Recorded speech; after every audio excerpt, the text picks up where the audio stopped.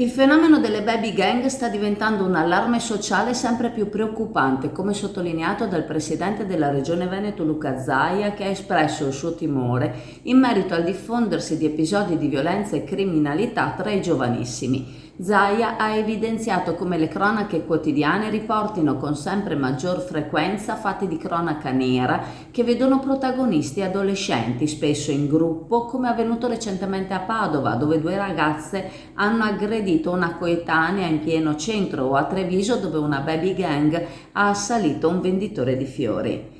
La riflessione di Zaia si inserisce in un contesto più ampio in cui il disagio sociale, la perdita di valori, le carenze educative in famiglia e a scuola giocano un ruolo determinante. Questi fattori contribuiscono a creare un terreno fertile per il formarsi di queste gang, dove la mancanza di rispetto per il prossimo e l'assenza di empatia diventano la norma. Il post-Covid ha accentuato queste problematiche, aggiungendo ulteriori strati di complessità a una situazione già critica.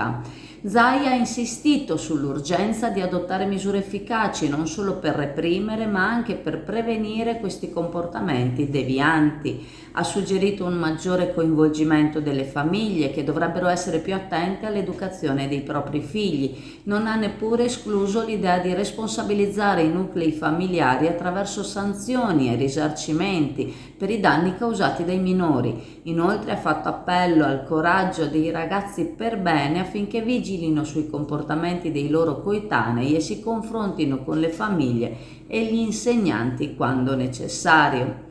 Zaia ha anche evidenziato il pericolo che queste gang possano essere sfruttate dalla criminalità organizzata, che le utilizza per creare nuovi nodi nella rete di distribuzione degli stupefacenti.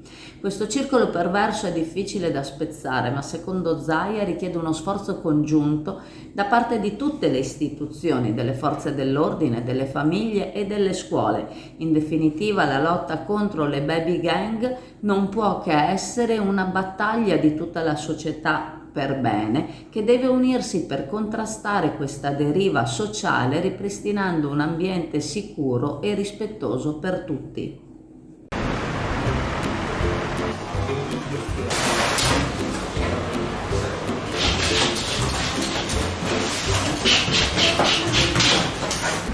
Ciao a tutti, allora Leo è ritornato, è una delle pizze più buone di Chioggia, sono la più buona rispetto agli altri amici pizzaioli che ci sono e niente, ogni tanto un po' di pizza va bene, si mangia dolcissima, si scioglie in bocca.